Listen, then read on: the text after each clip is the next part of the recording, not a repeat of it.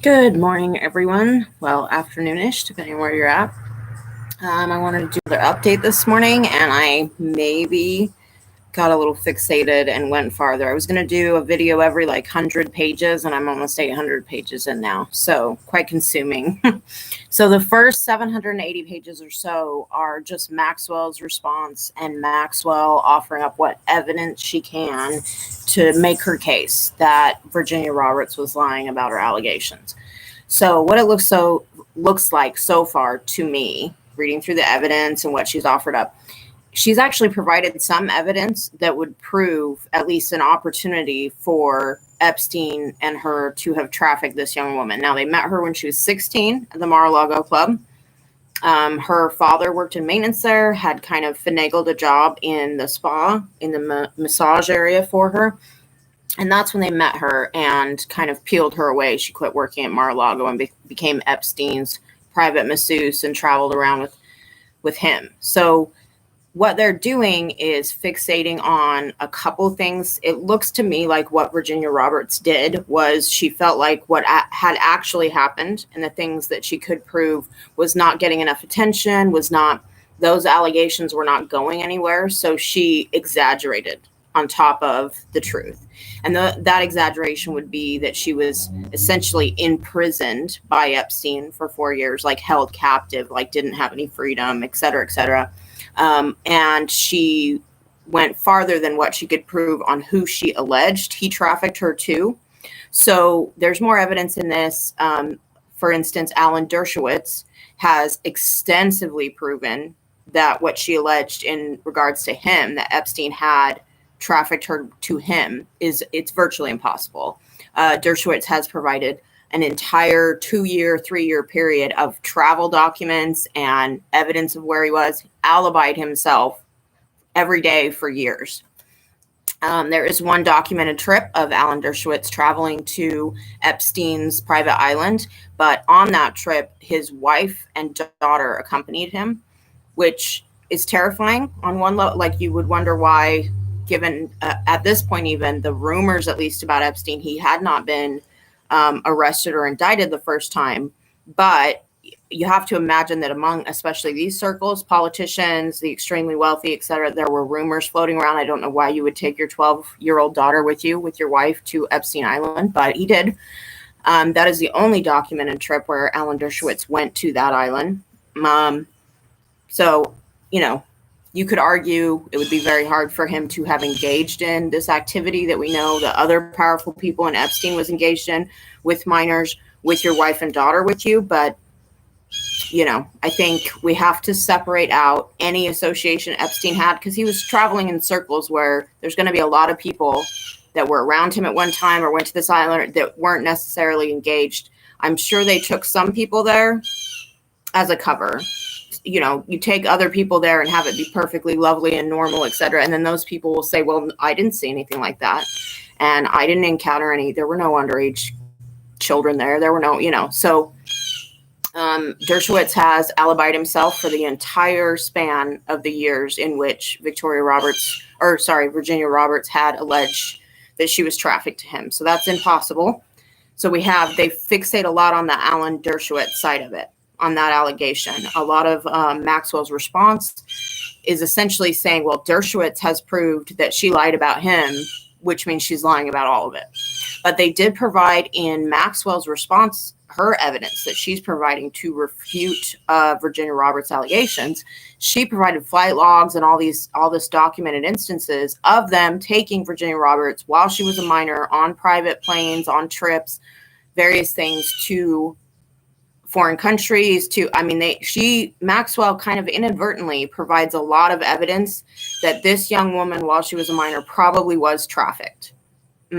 She's providing evidence of taking her to meet with other powerful people and go to these parties with the super wealthy and politicians and so on and so on. They did take her out of the country quite frequently. They did.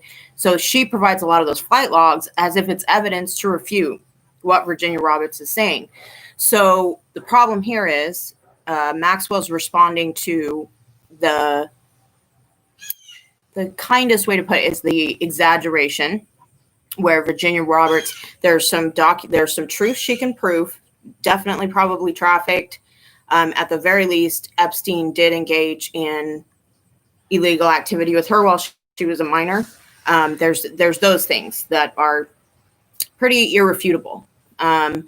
And she went farther than that and claimed, actual slavery, that she didn't have freedom of movement, and added to the list of people that she was supposedly trafficked to.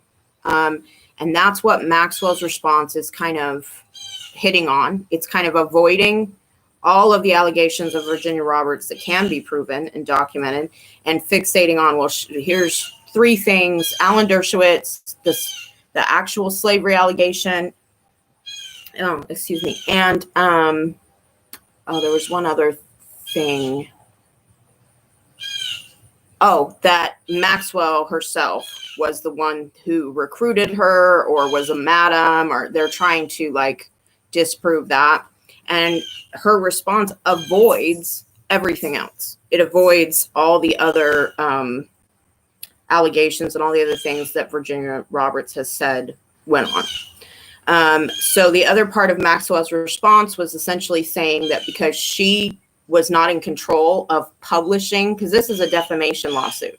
So this is a lawsuit that Virginia Roberts pursued against Maxwell, because Maxwell had sent out a statement when Virginia Roberts first came forward and joined the victims motion, that the plea deal that Epstein got was not in the best interest of the victims, that it wasn't justice for them. So when Virginia Roberts joined that action and went public with her allegations, Maxwell had sent out a statement to 20 media outlets, 20 individuals working for various newspapers, television, whatever.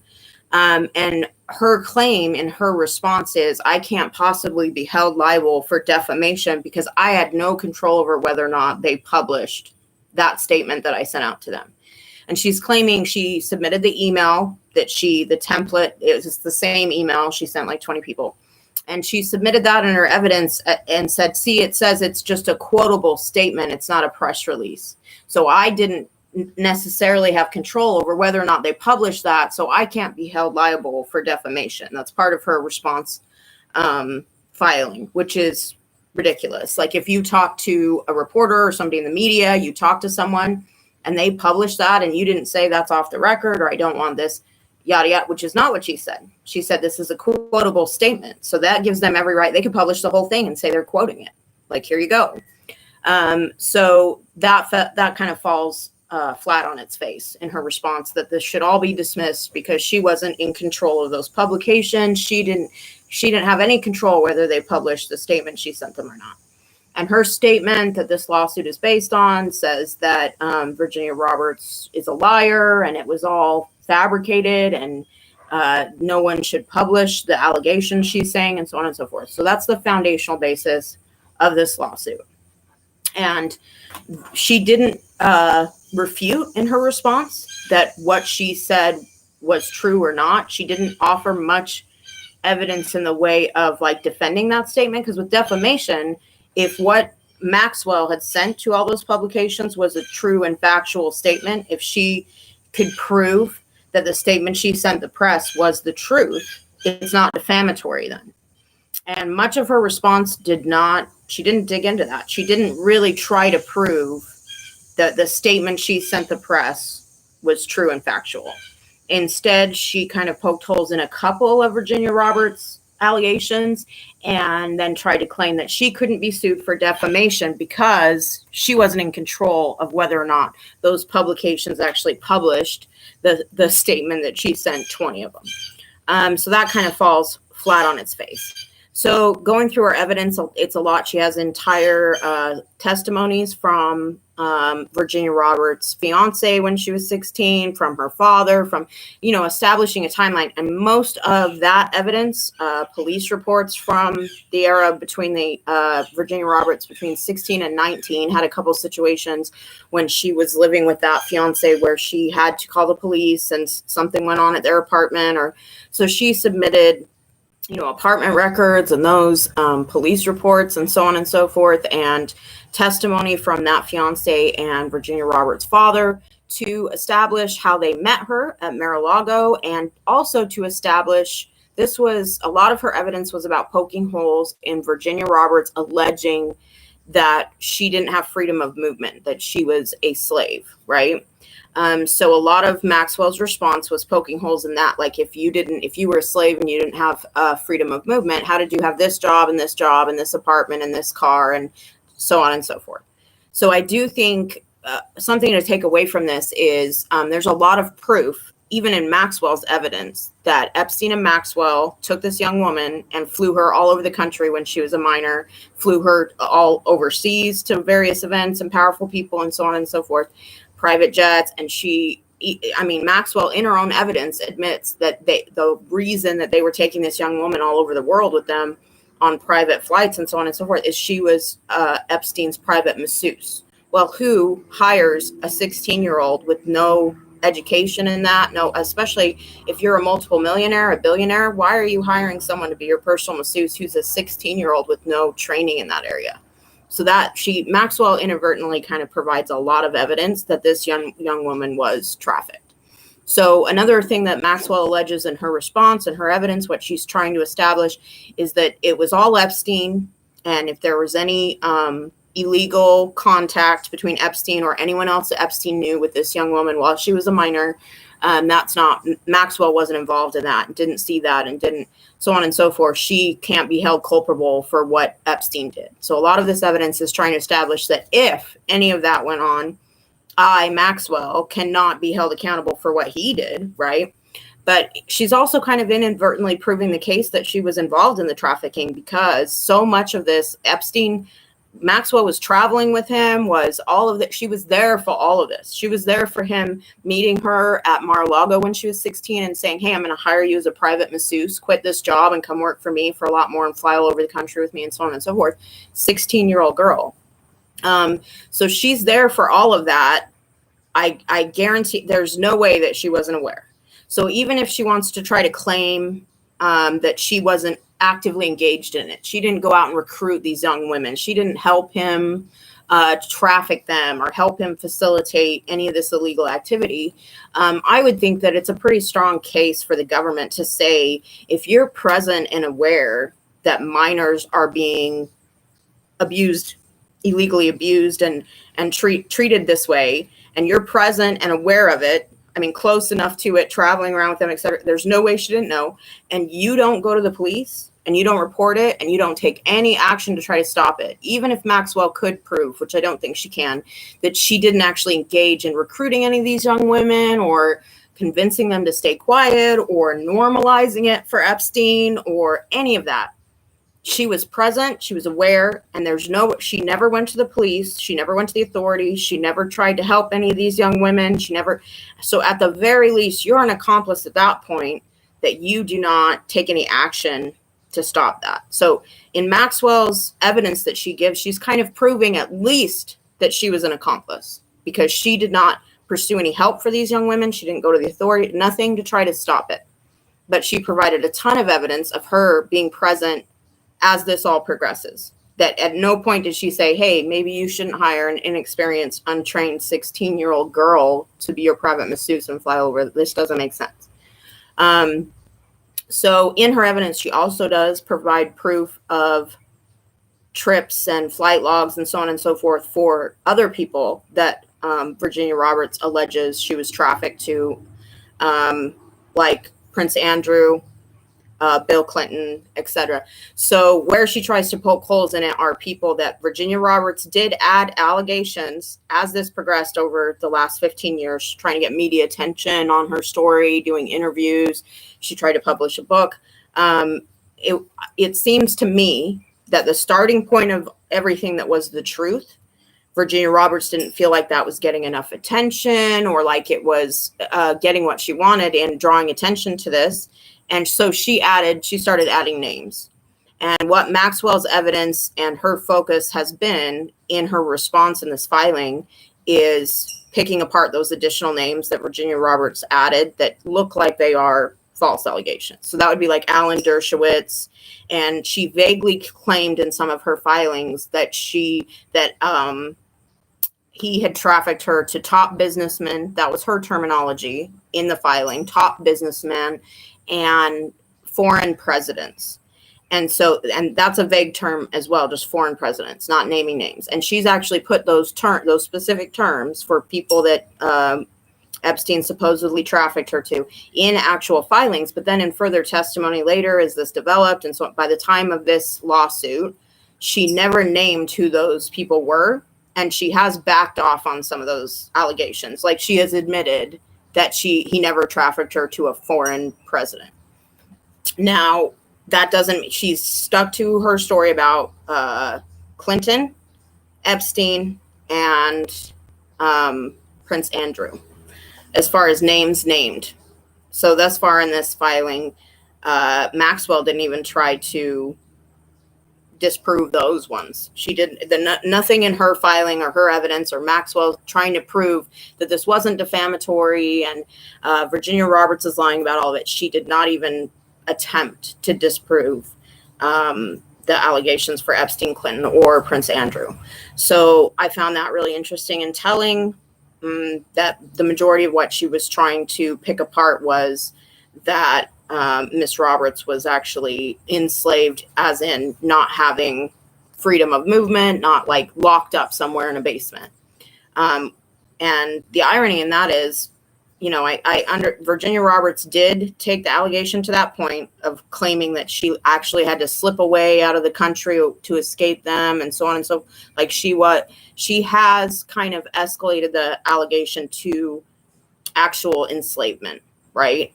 And it's pretty well documented in this evidence that she had freedom of movement. She had jobs and apartments away from them. It looked like she was kind of living this other life that you would imagine what a minor, a 16, 17, 18-year-old who's dropped out of high school, it's a life that looks like that. She has various little jobs that don't pay very well, that she loses a job after 4 months and does another one. But she has this other life where she has a fiance that's closer to her age. They were together when she was 16, he was 18. And they share an apartment, and then she ends up dating another. So she has this other life. And what it looks like, according to Maxwell's evidence, is they let her live this kind of other life, normal for her age and her circumstances. But whenever Epstein was like, hey, we're going, they just picked her up and she went. And so I think we need to look at, if you're 16, 17, even 18 years old, and there's a multimillionaire, billionaire, there's a lot of power dynamic there.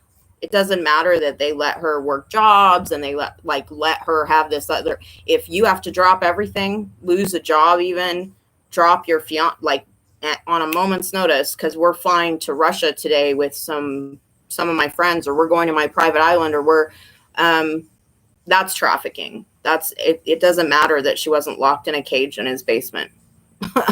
So, but I can see where Virginia Roberts it wasn't getting enough attention to say these things happened. You know, the story has evolved over time, I think, to get more attention on it.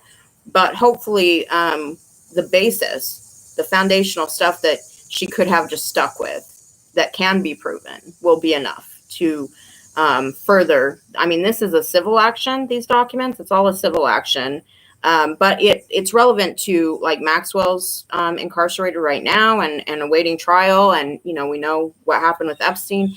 My hope is that this civil action is a tiny peek into the evidence that authorities and the government currently have to further this and prosecute all the people that are documented as being around, not just Virginia Roberts, but other victims. And I mean, there's tons of pictures of various people with these young women when they were minors and so on and so forth. That's not normal. It's not normal for anyone, let alone people who are wealthy and politicians and so on and so forth. I doubt that they just randomly hang out with 16 and 17-year-old high school dropouts for fun. You know, it's just common sense that is not something that just happens, right?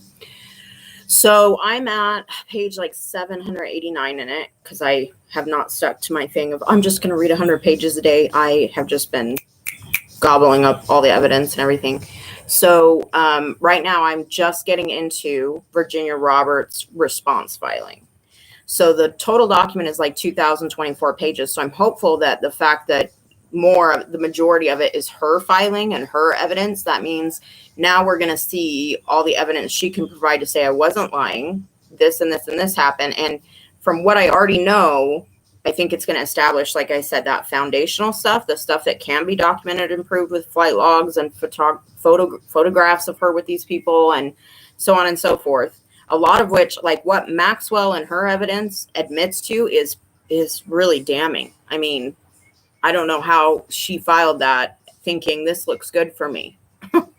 So we'll see where Maxwell's own filing to defend herself has some very damning admissions in it, that they flew around the country with this minor that was supposed to be a private masseuse and all the stuff that she says, yeah, this in her own filing, the fact that she thought that was in her defense to submit that is mind-boggling. So we'll see where it goes. Now I'm excited to start getting into Virginia Roberts' response in it. And I'm using her maiden name because I think more people recognize that when it comes to these cases.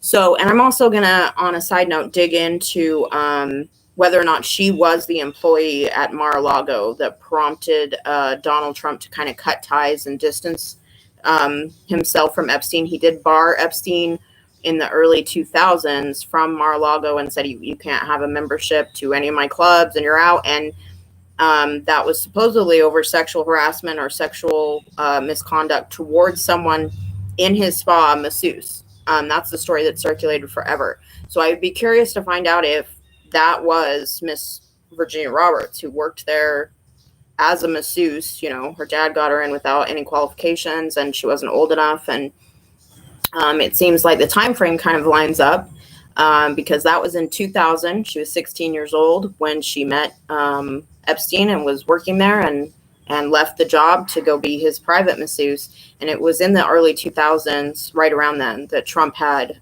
kicked him out of Mar-a-Lago and banned him from having a membership. So it certainly would line up if she is the person that Epstein was being inappropriate towards. I'm going to dig into that a bit more and see. I've never seen, following that story or digging into it, I've never seen the employee named, but the circumstances of that have been out there for a very long time. So it seems like it's kind of lining up. So yeah, we're going to continue just doing these like casual morning videos as I get further and further through it. As always, the link is in the description for the actual full document if you guys want to read it for yourself. I appreciate anybody taking the time and watching these. Please share it, like it, subscribe, help me grow this so that I can do all this reading for you and you don't have to. All right, you guys have a wonderful day. Keep your gears turning. God bless. Bye.